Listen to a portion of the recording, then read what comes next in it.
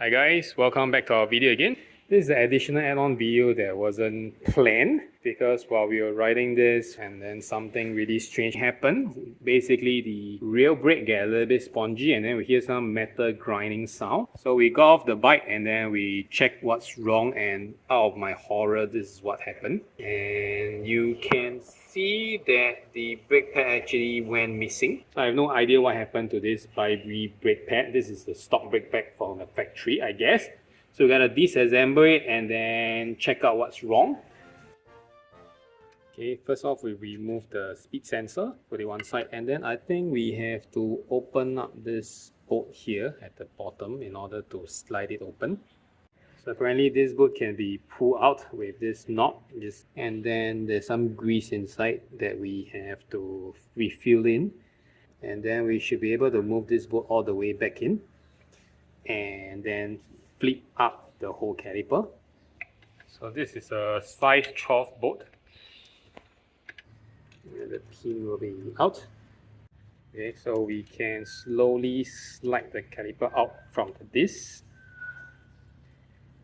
Okay, and then probably you can do some cleaning later on once we remove the pad. In order to take out the brake pad, we have to pull this lock pin out. So just wiggle it out. It shouldn't be too hard. So once the lock pin is out, we should be able to drive this pin out. Okay, in order to take this pin out, you need something that is small enough to go through the hole here. So when you hit on it, it drives this pin out. In order to make it easier, we actually lubricate the whole pin so it can slide out easily. There's a lock clip here that is compressible. It's to prevent the pin from sliding out. And then the lock pin is like a double safety thing. So we just put this one side. So now I guess we can slide out and then take out the brake pads easily. Okay, for this part there are some more balanced material left, but this part here is totally gone. So I guess this part fell out, and then this part is the only piece that is grinding. But I remember it has a lot then. Can't believe that all of a sudden it becomes like that. So since this is already out and free with the piston there, we will wash before we squeeze the piston back in, and let's start.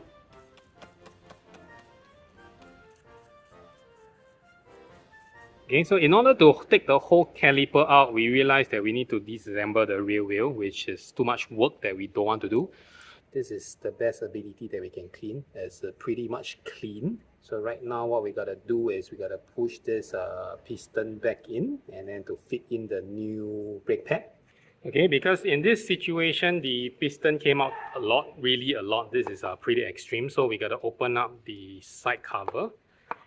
Okay, so we gotta inspect the brake fluid.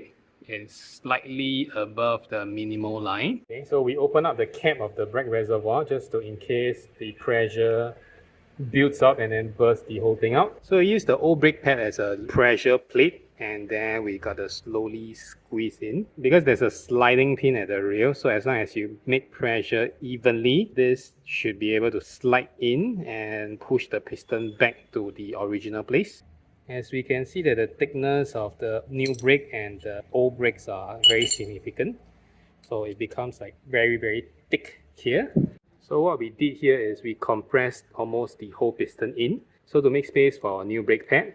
So right now we got to slide them in accordingly. So before we slide in, we actually lubricate the pin and also the rail of the brake pad, so it's easier to slide in later on. So before we put the pad in, we put this boot in and the lock pin. So what we did is we filled the boot with grease, and then we will use our screwdriver to slowly push it in. So we gotta slide this through into the boot. So we will just lock it back in with a 12mm bolt. So once we bolt it in, we can start inserting the brake pads. So we have to ensure everything is aligned before the pin can pass through. So we just need to do some minor adjustment here and there. So once both brake pad is in place, you just want to ensure it's not shaky. Okay, the only movement it should have is in and out, not up, down or whatnot. So we just try to shake it a little bit and see how. And then once it's confirmed, then we can start hammering into the pin. And of course, we need to cap back the reservoir, okay, because it's done. So next what we need to do is just to drive in the pin from this side, the chain side of the bike. So once it's drive in, it's more or less locked. So lastly, we got put in this pin. So just push it back to the right angle and then just push it in. Then also not forgetting the speed sensor from the ABS reader.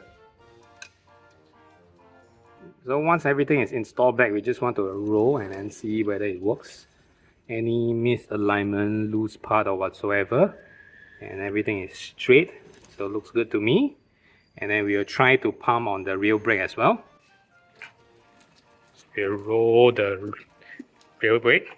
Okay, so it stops the wheel. All good. We got to take out this pin. It's kind of star-shaped Allen key. So this is T13. So what we got to do here is we got to take the front pad out and then to inspect. We also do some sanding later on. We'll pull out this pin. Okay, the backing plate has this is the backing plate. And then from here we should be able to pull out the two disc pads fairly easily. Okay, we will see if we can clean it a little bit. So we will take this and then take a sandpaper. We are using a 220 grit. We'll put it on a flat ground and then we will start sanding it. So the whole purpose is to remove the surface dirt and then to roughen it out so it can bite harder on the brake pad. You can see it's shinier, and then from the feel this is very smooth. This is slightly rough.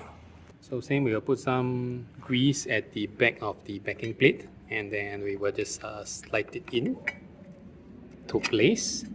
Okay, so we will put the backing plate back so the arrow is pointing upwards. So you slowly push the pin in so to engage both of the brake pad.